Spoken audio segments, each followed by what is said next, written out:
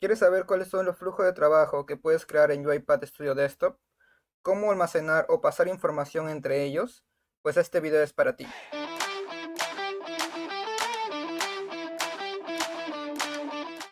Dentro de UiPath Studio Desktop puedes crear diferentes tipos de flujos de trabajo. Entre los más comunes tenemos las secuencias, los diagramas de flujos y las state machine o máquinas de estado. Adicionalmente también recomiendo revisar los coded workflows, que son flujos de trabajo codificados, es decir, escritos en lenguaje de programación, en este caso utilizando C#. Adicionalmente tenemos para el tema de pruebas los test case y los coded test case, que de manera similar los test case son flujos de trabajo low code y su contraparte son los coded test case que utilizan Procode en C#. Finalmente hago mención del flujo de trabajo Long Running Workflow, que te permite crear automatizaciones complejas utilizando el estándar BPMN, en donde puedes integrar robots, humanos y agentes. Como primer punto revisaremos las secuencias. Para crear una secuencia simplemente damos en nuevo y seleccionamos secuencia. Luego asignamos donde queremos guardar la secuencia. Normalmente es en nuestra carpeta del proyecto y le podemos dar algún nombre. La particularidad de la secuencia es que posee un layout lineal, es decir, que las actividades que vamos agregando en el canvas se van alineando una tras otra. Esto no implica que esté restringido a una ejecución lineal, simplemente es que como se presentan las actividades es en esa forma. Es decir, por ejemplo, si agregamos un flujo de decisión, esto se verá de manera lineal. Como pueden ver en el layout o en el canvas de trabajo, actividad tras actividad se va alineando de arriba hacia abajo y podemos agregar las actividades una tras otra. Cada actividad simplemente va a seguir ese flujo. Es recomendable utilizar las secuencias para poder gestionar los procesos que son de manera lineal y que normalmente se utilizan con pocas actividades, no hay mucho flujo de decisión y son simples de entender. El siguiente tipo de flujo de trabajo son los diagramas de flujo. Igualmente le damos en crear y tenemos el siguiente diagrama de flujo. La particularidad del diagrama de flujo es que te permite un layout mucho más libre. Cada actividad que vamos agregando las podemos conectar una tras otra dependiendo de nuestra necesidad.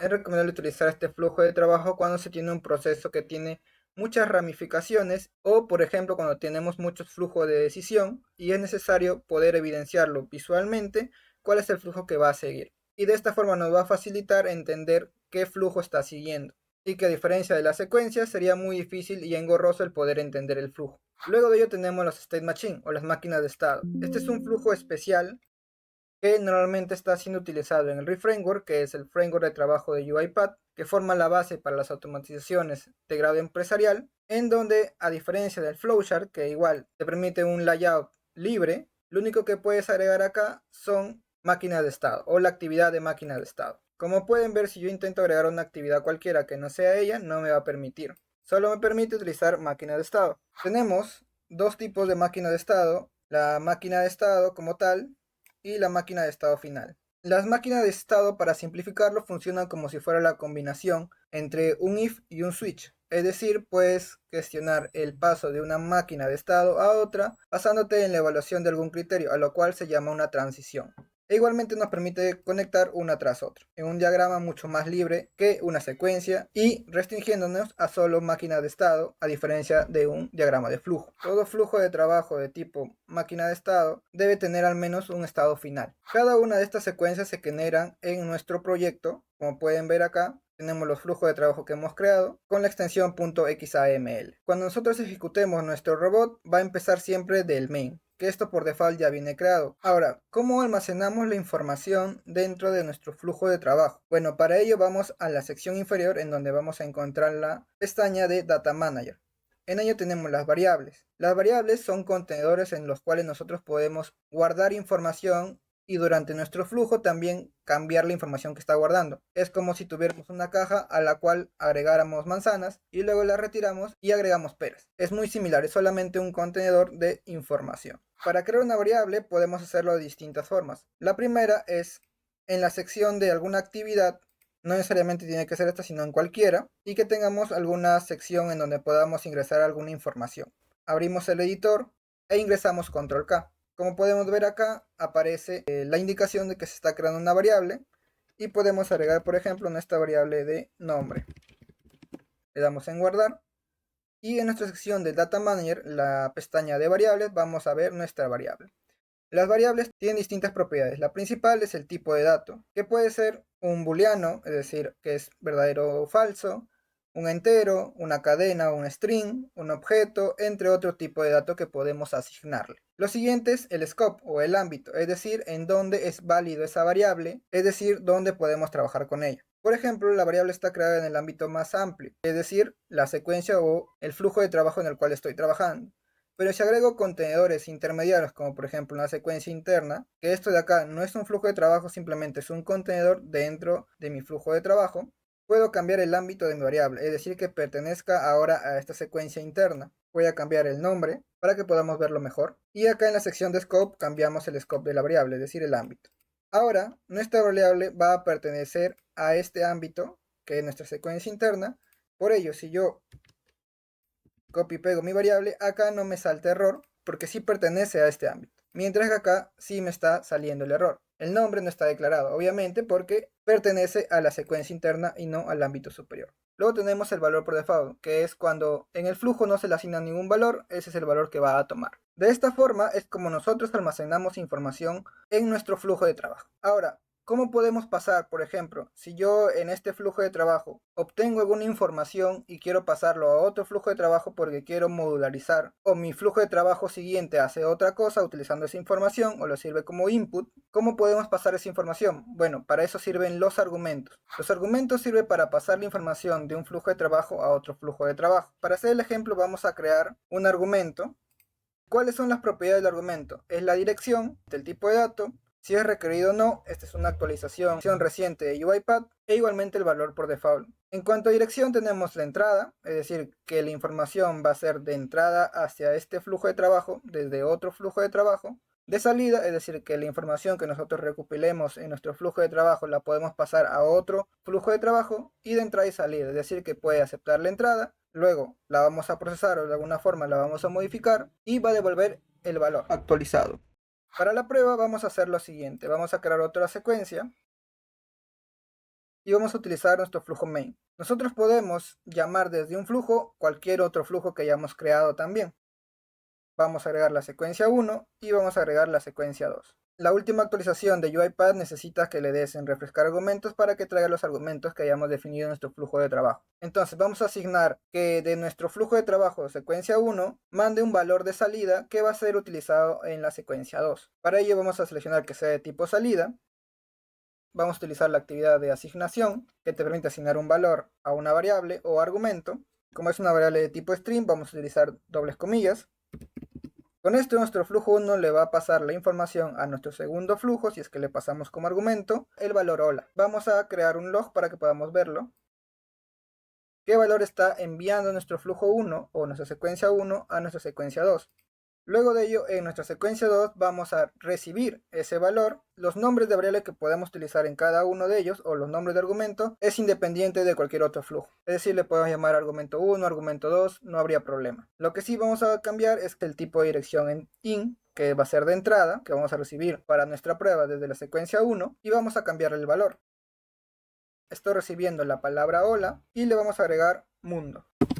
E igualmente lo vamos a escribir en consola para ver cómo ha sido transformado el valor. Vamos a guardar, le podemos dar clic en guardar o como dice ahí, control S. Vamos a refrescar los argumentos, vamos a guardar y acá vamos a pasar la información de una secuencia a otra. Para ello debemos asignar el valor que vamos a devolver de nuestra secuencia 1 a nuestro flujo main, es decir, al flujo en el cual estamos trabajando actualmente. Para ello vamos a crear una variable adicional utilizando el comando control K. Ahora, en nuestro flujo main estamos recibiendo de la secuencia 1 el valor del argumento 1 en la variable strValor. Ahora la información está guardada en esa variable que es de propiedad del flujo main y la vamos a pasar como argumento de entrada a nuestro segundo secuencia. Ahora vamos a hacer la prueba. Para hacer la prueba simplemente le damos en debug con F6 o le damos clic acá. Una vez terminada la ejecución podemos ver los resultados en la consola en la pestaña Output. Podemos ver que el flujo se inició empezamos mostrando en pantalla el valor que le estamos asignando a nuestro argumento en la secuencia 1 y luego al valor actualizado en nuestra secuencia 2. De esta forma hemos visto los flujos más comúnmente utilizados en UiPath Studio Desktop, así como cómo utilizar las variables y los argumentos. Como han podido ver, los argumentos necesitan ser creados en cada flujo de trabajo para que pueda pasar la información de uno a otro. Pero existe una forma también de hacerlo utilizando las variables globales. Las variables globales o constantes globales también permiten crear variables o constantes a nivel global, es decir, a nivel de todo el proyecto, que no es necesario pasarlo como argumento de un flujo a otro. Para ello vamos a crear nuestra variable dando clic, por ejemplo, acá. Para ello vamos a cambiar el ámbito a global. Luego de haber creado una variable global, no van a poder ni editar el tipo de dato ni el nombre, así como tampoco el scope. Solo van a poder modificar el valor por default y van a poder ver en el scope que va a decir global. Como mencioné hace un momento, las variables globales no es necesario que pasen como argumento, porque el valor se va a almacenar en una instancia superior. Para ello vamos a hacer la siguiente prueba. En nuestra secuencia 1 vamos a asignar el valor sin pasarle como argumento, y como pueden ver en nuestra secuencia ya aparece la variable por más que la hemos creado en nuestro main, porque tiene el scope de global. Podemos utilizar directamente la variable y le asignamos el valor de esta es global. Y luego en nuestra secuencia 2 vamos a sobreescribir el valor. Vamos a agregar nuestros logs de consola para ver cómo cambia el valor. En ninguno de los dos le hemos agregado como argumento, como han visto lo hemos creado directamente en el main. Ahora vamos a hacer la prueba nuevamente. Una vez terminada la ejecución, vamos a ver en la pestaña de Output. Como pueden ver, tenemos acá este es global y sí es global. No he necesitado crear como argumento ni pasarlo como variable dentro del main, como han visto, porque como vuelvo a recalcar, esta es una variable global que se almacena en una instancia superior a nivel del proyecto. Como comenté al inicio, recomiendo revisar los Coded Workflows. Los Coded Workflows son un flujo de trabajo que te permiten utilizar C# para desarrollar las automatizaciones. Vamos a crear uno y van a poder ver que en su proyecto va a aparecer el flujo de trabajo pero con .C#. Es decir, que a diferencia de los flujos de trabajo low code que están en .xaml, vas a tener flujo de trabajo pro code con C# con la extensión .cs. Y el flujo de trabajo tiene la siguiente interfaz, en donde vas a poder programar como si fuera un IDE de código, en el cual vas a utilizar C# para programar. Por ejemplo, acá podemos escribir la actividad de log y ponemos hola. Igual, recordar como es C# necesitamos punto y coma, podemos dar en probar ese flujo. Una vez terminada la ejecución, podemos ver en la pestaña de Output que aparece hola. Este flujo de trabajo importa las actividades de UiPath, es decir, puedes utilizar las actividades de Excel, Mail, entre otros. Este tipo de flujo de trabajo facilita a los desarrolladores que conocen C# y que vienen del lado de ProCode a poder utilizar UiPath de forma más fácil. Adicionalmente, permite crear flujos automatizados mucho más personalizados que tal vez alguna actividad que te proporciona los paquetes de actividades de UiPath no las posea, haciendo mucho más versátil el desarrollo. Para los que ya vienen trabajando en UiPath y están viendo este video, recordar que hay actividades como el invoke code que te permite invocar código dentro de los flujos automatizados low code, pero tienen una limitante que debido a que están encapsulados en esta actividad, el tema de debugging es un poquito más complejo, por lo cual recomiendo reemplazar este tipo de actividades por este tipo de flujos. Luego de ello tenemos los casos de prueba. Para ello vamos a seleccionar cualquiera de nuestros flujos que hemos creado anteriormente y le damos en crear caso de prueba.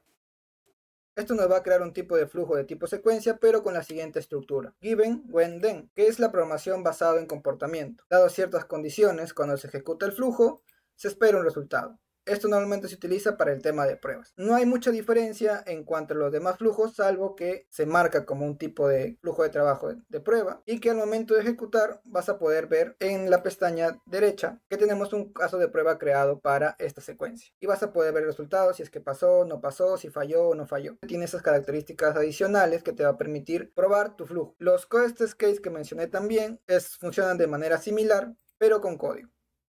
Finalmente, hago mención a los Long Running Workflows que utilizan el estándar BPMN para crear los flujos automatizados. Como pueden ver, tiene un flujo de inicio en el cual podemos agregar actividades, flujo de decisión, entre otros, utilizando el estándar BPMN. Por ejemplo, podemos llamar actividades o tareas, actividades agénticas, actividades de usuario, entre otros, así como flujo de decisión, teniendo un layout un poco más libre que las secuencias y muy similar al flowchart. Este tipo de flujo de trabajo sirve para automatizaciones mucho más complejas en donde tienen que intervenir distintos componentes de la plataforma de UiPath, como por ejemplo robots, agentes, personas mediante action centers o la intervención de conexiones con API, entre otros. Este tipo de flujo de trabajo es lo que también se ve en UiPath Maestro, que es uno de los componentes de UiPath que recientemente ha sacado. Si quieren ver un poco más sobre lo que es UiPath Maestro y cómo se puede conectar robots, agentes y personas, pueden revisar mi video de UiPath Maestro, que también lo tengo en mi canal. Gracias por quedarse hasta el final del video. Si les ha gustado, denle like y suscríbanse para ayudar a que el canal siga creciendo. Síganme en todas mis redes como @CuraAcademy en TikTok, Instagram y LinkedIn. Si tienen alguna duda, pregunta, déjenla en los comentarios o envíenme un DM, que los estaré revisando y en un próximo video lo podemos resolver. Nos vemos.